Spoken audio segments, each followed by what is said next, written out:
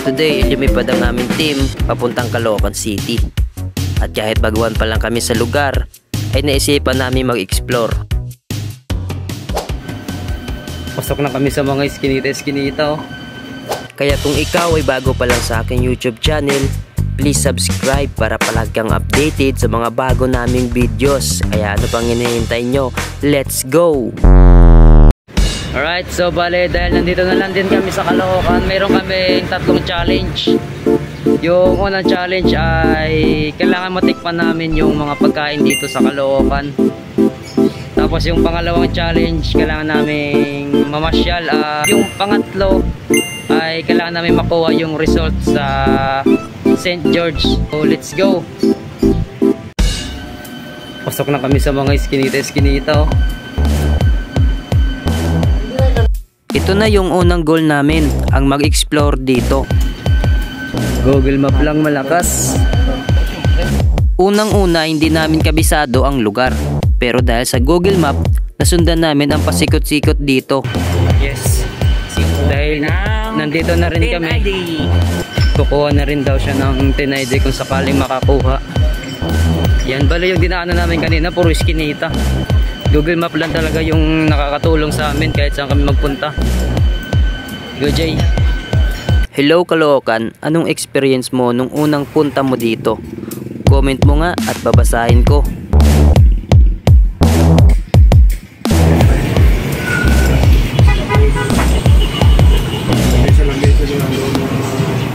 Kayo rin ba ay ganito na kapag nakakapunta kayo sa isang lugar o sa ganitong sitwasyon ay halos gusto mong ilibot ito? So, shout out sa mga taga Caloocan.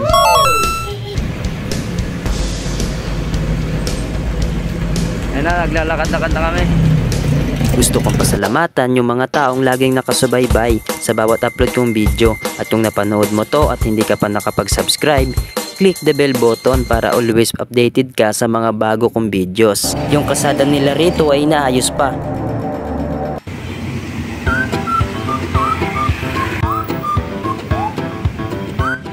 Dito nga pala ay kukuha sana kami ng 10 ID sa BIR. Nandito na kami sa office ng BIR. Baka sakali makakuha si Jay na 10 ID. Ayan o. Alright, so bale nakapasok na kami sa loob at nag-ask kami sa guard. Sabi ng guard, hindi daw kami pwede makakuha ng 10 ID kapag hindi daw taga Caloocan. Yun ang sabi niya. So, may mga gustong pumunta dito na hindi taga Caloocan, siguro kailangan nyo ng permit para makakuha kayo ng ID kung gusto nyo talaga makakuha dito. Let's go!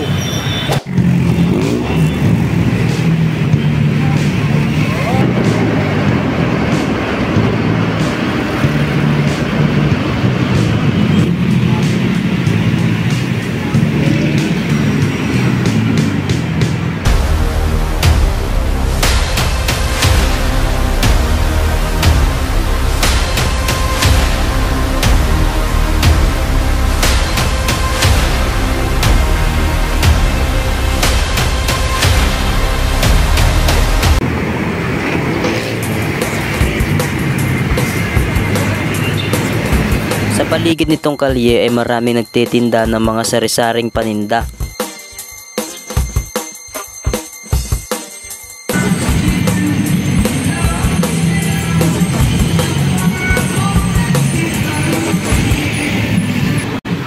What is the history of Caloocan?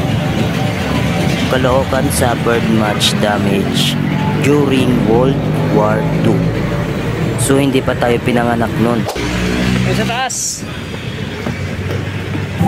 Maganda dito sa taas. Ayan na.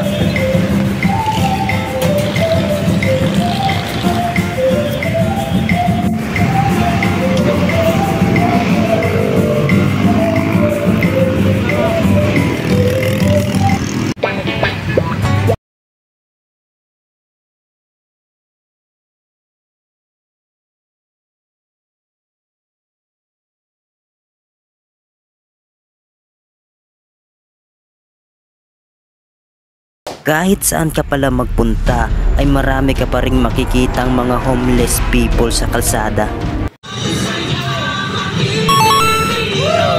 At dahil tapos na tayo sa unang challenge ay doon naman tayo sa pangalawang challenge. So ayun, natapos na namin mag-ikot-ikot dito sa lugar ng Caloocan. Yan. So bale, ngayon titikman naman namin yung mga pagkain nila dito kasi nagugutom na kami.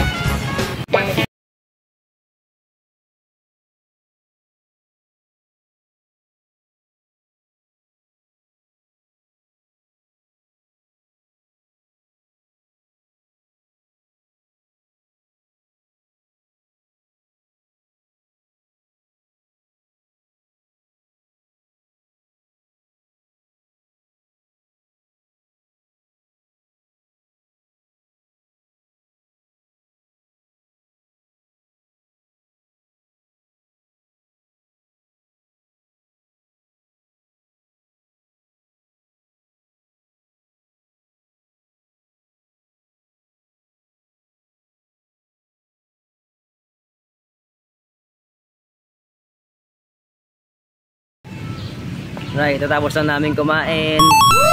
At yung last challenge natin ay kukunin yung result sa clinic nila ngayon. So mababa pa yung paghihintay namin kasi mga 2 hours pa or 3 hours na hintayin namin yung result. Kasi alas 12 pa lang, kaya maghihintay muna kami. Habang naghihintay kami ay nakita namin itong kanilang simbahan. At sa loob nito ay merong napakagandang mga imahe, instruktura at iba pa. At nag-alin na rin kami ng dasal. Kaya kung hindi ka pa nakasubscribe ay mag-subscribe ka na para umabot na tayo ng 10k subscriber. At sa wakas ay nakuha na rin namin ng result at salamat sa mga viewers na umabot hanggang dito. So, ito yung last part ng video natin. Nakuha na natin yung result natin sa medical. Ito na. So, dito lang yung vlog natin. Let's go!